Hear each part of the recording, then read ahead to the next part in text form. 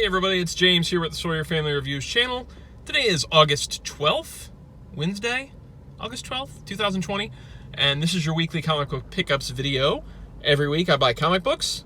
They're for me, they're for my sons, they're for my daughter, and I always get them at Queen City Comics in Fairfield, Ohio, zip code 45014. If you're in the area and into comics, check out the comic shop. Before we jump in, there's some craziness going on with DC right now, the huge layoffs, everything's in upheaval. We have no idea what the future holds. DC Direct is gone.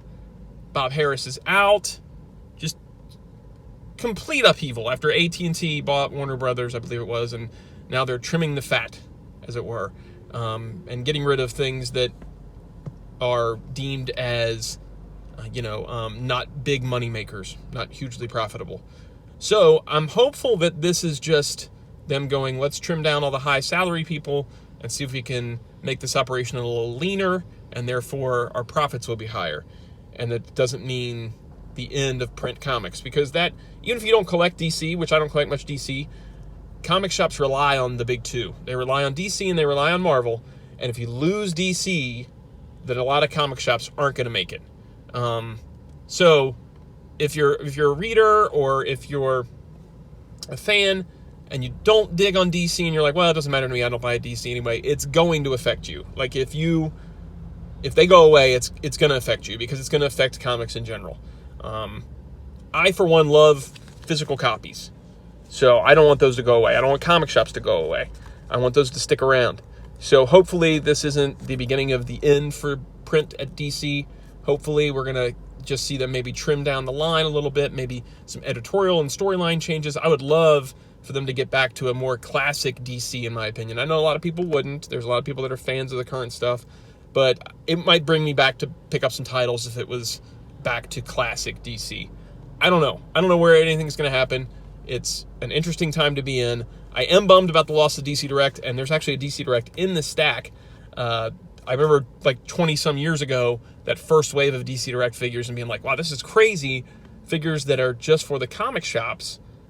This is really interesting. And I supported it for years because it was cool not having to look in stores for stuff. Like, I knew the day that a figure wave was going to come in. I could budget for it.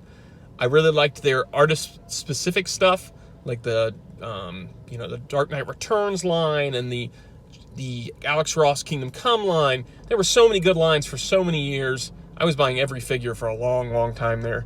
And it's a shame, and it's always a shame for anybody to lose their jobs. That's always a sad thing to happen. I hope they bounce back. So there's a little bit of a state of things. Let's jump into what's going on today, though. So Gracie didn't have any new books, and we've been watching some X-Men. So I went through and just grabbed a couple of these older True Believers, which were the old, or still are, these dollar reprints of Marvel stuff. They haven't done a True Believers in a while, though. I don't know what's going on there. At least it's been at least a month, probably. It could have been before COVID. I can't remember. So I grabbed her this one, which is a reprint of X-Men 244, which is the first appearance of Jubilee. And this had beautiful Mark Silvestri art. And it's a focus on the X-Ladies. So we got Rogue and Storm and Dazzler and Psylocke. And like I said, the first appearance of Jubilee. And then I grabbed this one too, which is Jean Grey versus Sabretooth. She has a Sabretooth figure that looks like this, so I think she'll dig it. And again, that's a $1 reprint. And this is a reprint of X-Men number 28. And this is by Kubert, Andy Kubert maybe, and Scott Lobdell, I'm going to say, or Fabian Nicieza. Yep, Fabian Nicieza and Andy Kubert. So, just some classic X-Men fun that was cheap. Blaze didn't have any books today, but he did have this free comic book day, Hillbilly, The Lizard of Rusty Creek Cave by Eric Powell. He loves the Goon, so I grabbed him this, since it actually has Eric Powell working on it, as opposed to the most recent Goon issues, which are all, like, not Eric Powell. And it was free, so why not? Why not grab it? Now we have Keaton. Keaton reads Venom still. This is like a hot book. I can't believe what some of the back issues of Venom are bringing. Donny Cates is, I guess, just killing it on this book. Venom Beyond Part 2. This is $3.99. I myself haven't read it in quite a while. Keaton still enjoys it. I texted him today as I picked up the books. I'm like, hey, dude, you still are enjoying Venom, right? And he messaged back and he's like, oh yeah, oh, I'm really still enjoying Venom. This is probably like one of the hottest books Marvel has going right now, is Donny Cates' take on Venom. I don't have any idea what's going on in this book, but he likes it, so I'm going to get it. And then another one for Keaton, I got another, they call it exclusive reprint. I don't get what that means. But this is G.I. Joe, Snake Eyes, The Origin. I think IDW is wising up and going, you know what, our current G.I. Joe stuff maybe it's not selling that great. Let's remind people of how good G.I. Joe used to be. So we just had the silent issue reprint, and now we've got this G.I. Joe Snake Eyes The Origin reprint for $4.99. And this reprints a couple of issues of G.I. Joe Classic in here by Larry Hama. And then we've got Snake Eyes The Origin Part 1 and Part 2. So the breakdowns, oh yeah, that's right. He did the, this is from G.I. Joe 26 and 27, where Larry Hama did the breakdowns in here. And actually, oh man, I can't remember if it's in here or not. This panel right here, I took this into my tattoo shop, and I said, this is what I want as a tattoo. So I got this tattoo, and he actually used it as the stencil for the tattoo. And if I can kind of pull my sleeves up, it needs to be touched up. It's been such a long time. So I was like, you know what? I want the actual Larry Hama drawn version of that tattoo. So I took this in, and he actually used it as the template for my tattoo, because I'm like, it's almost like Larry Hama designed my tattoo. Okay, so these were great issues. This G.I. Joe was so good for so long at Marvel. I loved every single issue. And he even took crazy concepts like Eco Warriors or Eco Force and made it work, you know? Yeah.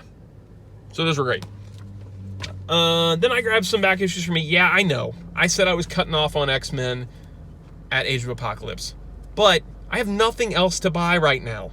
So I'm like, you know what? I'll just keep going. And then whenever I decide to stop, I'll stop. So I grabbed X-Men number 43 and... Wait, this is 42 and then 43. I got these backwards. 42 and 43, which are the two issues after Age of Apocalypse. I grabbed those.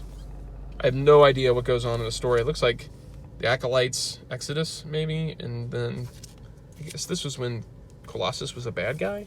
He was one of the Acolytes, maybe. And then I grabbed Uncanny X-Men 324 and 323. I had those backwards. Those were the two issues after Age of Apocalypse.